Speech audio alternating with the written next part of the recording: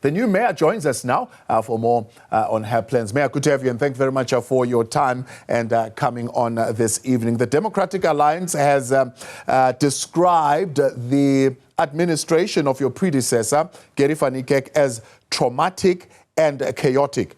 You are the deputy then. Would you share the same sentiment? Is that the correct characterization of what that administration would have entailed? Well, good evening, Thabo, to you and the viewers at home. I think I would not wish to entertain such for now, but would like to say the administration, we are inheriting an administration today that has a lot of ills which emanate from years of maladministration. And I think if we're not going to focus on the planning and synergizing the work of all departments such that we are able to rid the municipality of irregular expenditure and overtime for workers, that is too much, and also non-performance when there's a lot of money that we spend on workers, we will be failing the residents of the city.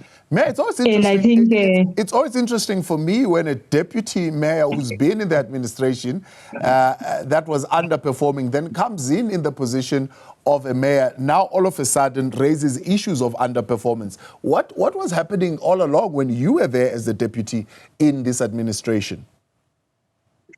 Well, I was a deputy in the administration for 18 months, and in the 18 months we did stabilize the municipality around trying to set the framework on performance.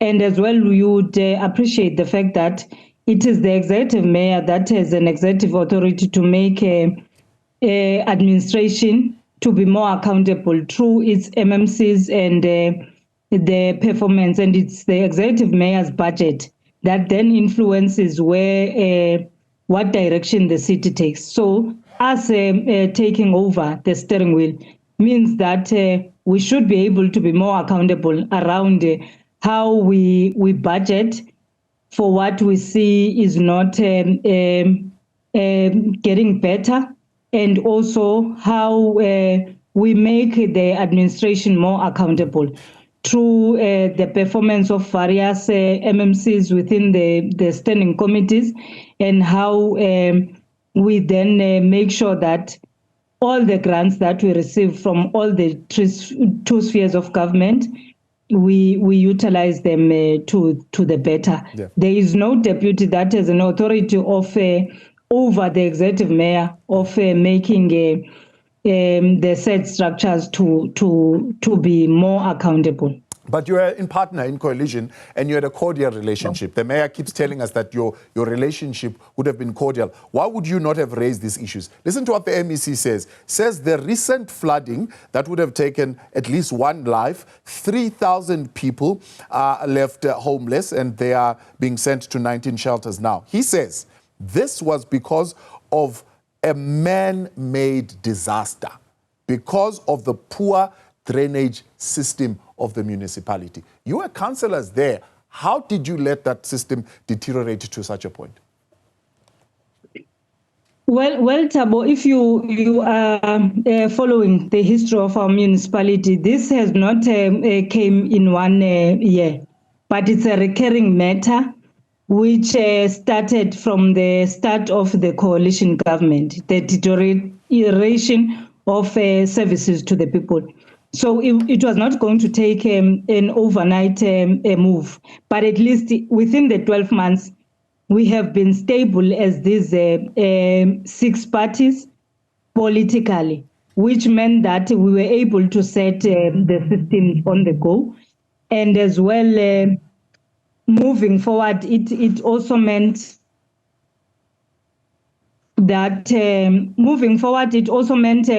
that how we have arrived to say the executive mayor must now give the reins to us as the African National Congress. We were seeing that if we do not save ourselves, we will drown with the whole process. And now, hence, we are saying, let's take the reins and be able to steer the ship better in an aim to achieve a better efficiency within the system. Yeah, the medium-term budget policy statement would have promised some 89 million rands from Treasury, but that would need to be firstly approved by the Appropriations Committee, who are going to have to look at a plan that is comprehensive, that certainly is going to deal with this challenge. As we sit right now, the Democratic Alliance raising this issue in council that the stormwater drainage maintenance program is progressing slowly. So you're not doing a good job even now, even after this disaster. So if there were to be more floods right now, we could be looking at some critical disasters as well. So, I mean, that kind of picture is not a picture that is going to inspire confidence in Treasury to release that 89 million rands. Well, I think the progress might have been slow in the eyes of the Democratic Alliance, because they would never see any positive occurrence in the city, not unless they are in the steering seat. But as for us, we've started when we were alerted that there's going to be other floods. That weekend, we never rested.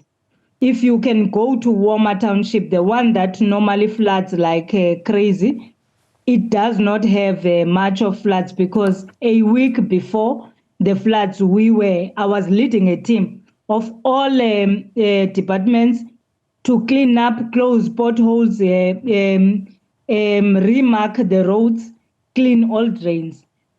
That's what we are going to do even at Kariega, because we want to make sure that all corners of the city are dealt with, and it's an ongoing thing. But we must also cite the fact that we must not go to public and act like everything has been normal. Right. The city has been struggling with the administrative head. Yes. Hence, we have been having a drawback, but with the help of our provincial COCTA, we've since appointed an interim city manager who has managed to stabilize the environment, and at least we are seeing a positive turn. Yeah. But we are saying to the residents of the city, we are going to make sure that we do oversight on all the corners,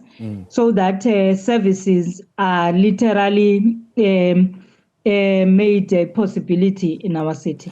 Let me tell you what they're saying is still clogged, and maybe you can have a response to that. One of the councillors, I think in Ward 48, Frane van der Linde, says, I conducted an oversight inspection of a canal in Kaba. What I found was alarming. Cement blocks intended to secure the canal were in disarray. The waterway was clogged with debris. So if you're saying you're making progress, what is happening there? Councillor van der Linde has been a councillor for that ward for quite some time. When their mayor, Odendal, was the executive mayor, they never fixed that canal. The canal was fixed just after the floods, because without her alerting all of us, we went there. But she has failed to monitor progress in her ward on service providers that are there. Remember, councillors' responsibility is oversight on administrative work. And we are going to go back to that word, because the very same canal is being vandalized and shifted the work that has been done. But we are committing that we are going to go back there and let the service provider to go there and be accountable, because it's not even more than 3 months since that canal has been cleaned and has been revamped for the water to flow better in that area. Yeah. Now, you're saying one of the other areas which you have already raised is you're going to bring the unions on board. The challenge there that would have been raised by the recent human resource plan is that there is a critical shortage of skills. You also have an aging workforce. There's some 1,000 vacancies that would need to be filled. You've also got 96 million that you're spending on sick leave. How do you plan to turn that particular space around? Today we have in the council meeting, part of what we've achieved was to note the macro structure of the city, because the intention is that let's open the vacancies and be able to appoint the critical people within the workforce. The intention of holding a meeting with the unions is for them to understand the expedience that we need to exercise in servicing our people. And secondly, for them to understand how we are going to turn the budget of the city to be a more transformational one, such that we are able to reach areas that were not budgeted enough. We must say and note here that part of what has made this city to move slowly is that the budget was not talking to the previously disadvantaged areas. They were serviced as a normal thing. If you go to KwaZakele, the infrastructure is aging, but consistently every party that comes in has not changed the budget of KwaZakele. That's why you find KwaZakele having flooded and Kariega area. We've extended those areas with new areas of RDP and informal settlements, but in terms of the infrastructure, we've not invested. So part of what we are going to do, instead of having millions in reserves and leaving the people in the squalors, we are going to invest on that and also tighten means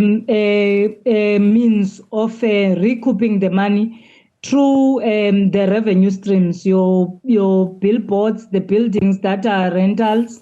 We are going to make sure that we find other streams that are going to bring the money back into our city. Mayor Babalwa Lobishe, we appreciate your time. Thank you very much for coming on and joining us this evening. That is the incoming mayor of Nelson Mandela Bay, who was previously the deputy mayor, just swapping seats with Gary van Niekerk, who is now going to be the deputy.